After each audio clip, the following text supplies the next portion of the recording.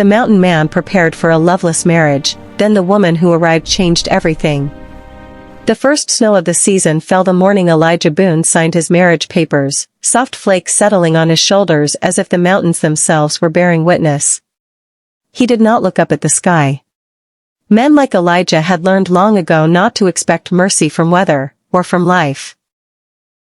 At 42, with a weathered face and hands scarred by axes and stone, he stood outside the county office feeling nothing at all. This marriage was not about love. It was about survival. Elijah lived alone deep in the Rockies, where winters were brutal and loneliness even harsher.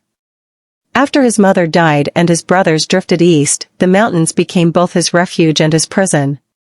He trapped, hunted, and sold timber. But age was creeping in, and a bad fall the previous winter had nearly ended him. The county clerk had been blunt: a wife means help, stability, a future. And so Elijah agreed to a practical arrangement, an introduction through a small church program that matched men in remote areas with women seeking a fresh start. He expected nothing more than a quiet partnership. Two strangers sharing a roof. No tenderness. No hope.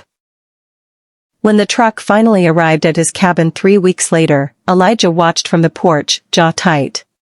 The woman stepped out slowly, clutching a single suitcase. She was smaller than he imagined, her coat thin for the cold, her eyes alert but tired. She looked around at the towering pines and snow-covered peaks with something like awe and fear. "I'm Clara," she said, offering a hand that trembled just slightly. "Thank you for having me." Elijah nodded, unsure what to say. This is it, he thought. This is the rest of my life. The first days were awkward and quiet. Clara cleaned without being asked, cooked simple meals, and spoke only when necessary. Elijah gave her space, grateful for the silence. At night, he slept on the far edge of the bed, staring at the ceiling, wondering if this arrangement would slowly suffocate them both. But little things began to shift. One evening, Elijah came in from chopping wood to find Clara mending one of his torn flannel shirts. "It was too cold to leave it like that," she said softly. No one had ever repaired his clothes before. He felt an unfamiliar tightness in his chest. Another morning, he woke to the smell of fresh bread. Clara smiled nervously.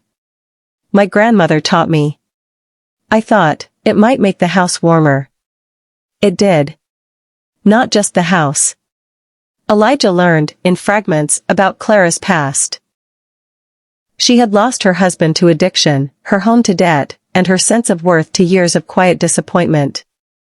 She wasn't running to something, she was running from a life that had crushed her spirit. The mountains, harsh as they were, felt honest. One afternoon, while repairing the fence, Elijah slipped and fell hard. Pain shot through his leg. Pride told him to stand.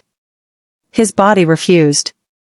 Before he could curse himself, Clara was there, kneeling in the snow, her hand steady, her voice calm.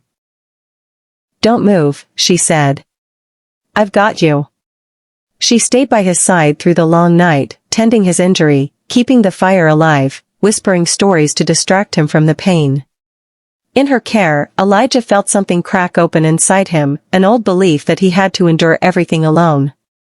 As weeks turned into months, the cabin changed.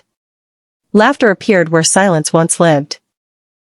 Clara planted a small garden in the spring, insisting that even rocky ground could grow something beautiful if given patience. Elijah watched her work the soil, and for the first time in years, he imagined a future that wasn't just about surviving winter. The realization hit him one quiet evening as they sat by the fire. Clara was reading aloud, her voice gentle. Elijah looked at her and understood, with startling clarity, that this marriage had never been loveless.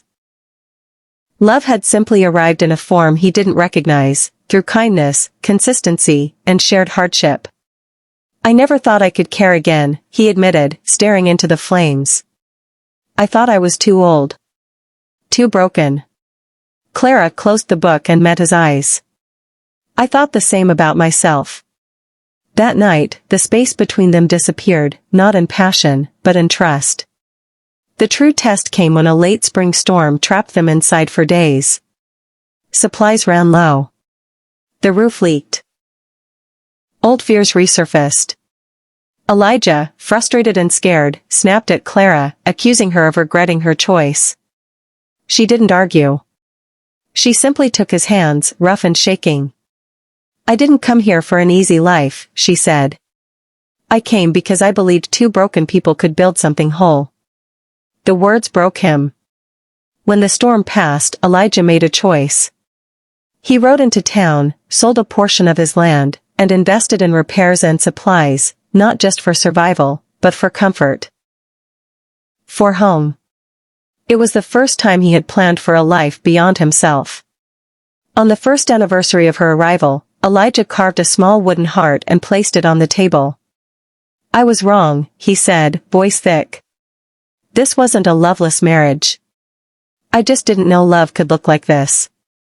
Clara smiled through tears. High in the mountains, where winter still came hard and life remained uncertain, two souls found something enduring. Not a fairy tale, but something far more powerful.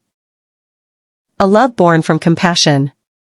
And a reminder that sometimes, the life you prepare for is not the one that saves you, but the one that changes you.